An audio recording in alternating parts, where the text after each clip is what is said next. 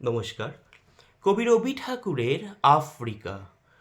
উদ্ভ্রান্ত সেই আদিম যুগে স্রষ্টা যখন নিজের প্রতি অসন্তোষে নতুন সৃষ্টিকে বারবার করছিলেন বিধ্বস্ত, তার সেই অধৈর্যে ঘন ঘন মাথা নাড়ার দিনে রুদ্র সমুদ্রের বাহুপাচী ধরিত্রীর বুকের থেকে ছিনিয়ে নিয়ে গেল তোমাকে আফ্রিকা।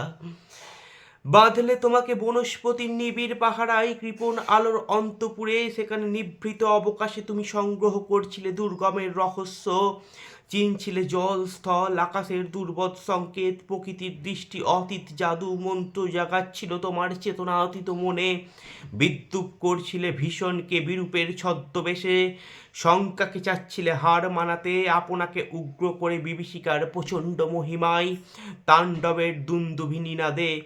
হাই ছায়াবৃতা, কালো ঘোমটার নিচে অপরিচিত ছিল তোমার মানব রূপ, উপেক্ষার আবিল দৃষ্টিতে এলোরা লোহার হাতকড়ি নিয়ে, নখ যাদের তীক্ষ্ণ তোমার নেকড়ের চেয়ে এলো মানুষ ধরার দল, গর্ভে যারা অন্ধ তোমার সূর্যহারা অরণ্যের চেয়ে, সভ্যের বর্বর লোভ নগ্ন করল আপন নির্লজ্জ অমানুষতা, তোমার ভাষাহীন ক্রন্দনে বাষ্পাকুল অরণ্য পথে পঙ্কিল হলো ধূলি, তোমার রক্তে অশ্রুতে মিশে দস্যু পায়ের কাঁটামারা জুতোর তলায় বিভৎস কাদার পিণ্ড চিরচিহ্ন দিয়ে গেল তোমার অপমানিত ইতিহাসে।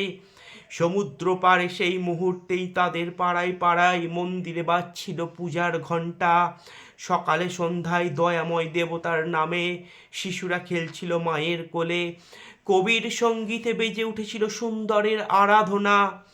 আজ যখন পশ্চিম দিগন্তে প্রদোষকাল, ঝঞ্ঝা বাতাসে রুদ্ধশ্বাস, যখন গুপ্ত গৌহর থেকে পশুরা বেরিয়ে এলো, অশুভ ধ্বনিতে ঘোষণা করল দিনের অন্তিম কাল, এসো যুগান্তরের কবি, আসন্ন সন্ধ্যার শেষ রশ্মিপাতে দাঁড়াও ওই মানহারা মানবীর দ্বারে, বলো ক্ষমা করো, হিংস্র প্রলাপের মধ্যে সেই হোক তোমার সভ্যতার শেষ পুণ্যবাণী।